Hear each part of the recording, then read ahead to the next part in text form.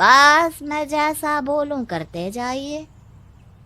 अगले रोज सुबह जब गांव वाले सोकर उठते हैं तो राधा के घर के बाहर और साथ ही वो लोग जिन्होंने राधा का सपोर्ट किया था उनके घर के आगे लाल रंग से कल आऊंगी लिखा होता है। कल आऊंगी, यह क्या होता है? अरे यह तो खून से लिखा है, लगता है कोई भूत प्रेत या चुड़ैल का साया है। चलो सरपंच जी के पास चलते हैं। सभी सरपंच के पास जाकर उसे सारी बात बताते हैं। अरे ये तो बड़ी मुश्किल की बात है। चलो मैं एक बाबा को जानता हूँ, उन्हें बुला लेता हूँ। सरपंच बाबा को लेकर गांव के घर के बाहर जाता है। ओहो, तो ये वो चुड़ैल है जो उन लोगों को निशाना बनाते हैं जो गांव को बदलने का सपना देखते हैं। वो गांव को ऐसे ही संपन्न देखना चाहती है। वो नहीं चाहती कि कोई बाहरी यहाँ का कायाकल्प करे। क्या तुम लोगों में से किसी ने गांव को बदलने की सोच रखी है? तभी राधा की माँ रोते रोते आती है। मेरी राधा घर से गायब हो गई है। अरे कोई तो बचाओ, मेरी बच्ची कहाँ गई?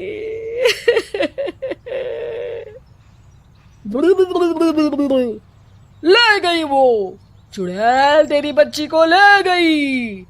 अब वो उसे श्रापित करके छोड़ेगी, उस पर चुड़ैल का साया हो जाएगा। तभी बुरी सी हालत में राधा भी वहां आ जाती है। उसके बाल चुड़ैल की तरह फैले होते हैं और कपड़ों में खून लगा होता है। सभी राधा को देखकर डर जाते हैं। माँ, पता नहीं मुझे कौन उठा कर ले गया था। अरे दूर दूर हो जा चुड़ैल, अब हम लोग इस गांव में नहीं रुकेंगे। अरे कैसे बातें कर रहे हैं आप? कल तो आप मेरे भरोसे गांव का हुलिया बदलने, अपने बच्चों को पढ़ाने और तरक्की उन्नति की बात कर रहे थे, तो आज क्या हो गया आपको? ये फिर तुम लोगों को बहकाएगी। ये चुड़ैल गांव में आ चुकी है, ऐसे ही ये तुम्हारे घर के बच्चों को भी ले जाएगी। गांव वाले राधा को गांव से बाहर निकाल देते हैं। उसके माँ बाप रोते रहते हैं लेकिन गांव वाले नहीं मानते। मैं भी अपनी बहन के साथ गांव के बाहर रहूंगा, लेकिन वो पढ़ाई नहीं छोड़ेगी। वहीं सरपंच के घर पर सलाहकार कहता है। देखा, सांप भी मर गया और लाठी भी नहीं टूटी। लेकिन अगले ही दिन सरपंच के घर के बाहर भी वही शब्द लिखे होते हैं और फिर सरपंच की बीवी कहती है, हमारी बेटी को किसी ने अगवा कर लिया है। तभी राधा का भाई वहां आ जाता है। अरे गांव वालों, मैंने सरपंच जी की बेटी को देखा था। वो चुड़ैल उसे उठाकर ले जा रही थी। अरे क्या मजाक कर रहे हो? नहीं नहीं सरपंच जी, आप नहीं जानते।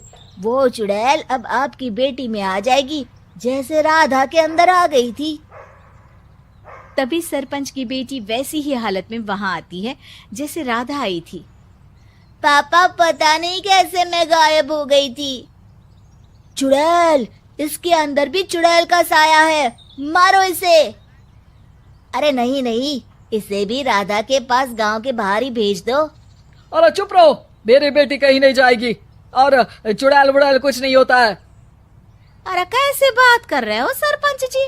आप तो बोल रहे थे कि आपका फैसला भगवान का ज्ञान होता है, तो अपने पर बात आई तो अब आप ऐसे बोल रहे हैं। अरे ना ना ना, आपको अपनी बेटी को त्यागना ही होगा। अरे बुलाओ बाबा को। राधा का भाई बाबा को ले आता है, जिसे अब गांव वालों के डर के कारण सच बोलना पड़ता है। मैं कोई बाबा नहीं हूँ, मैं तो मोची था। ये सलाहकार महोदय ने मुझे कहा था एक्टिंग करने को। अब वो मुझे पैसे देने वाले हैं। अब मुझे माफ कर दो।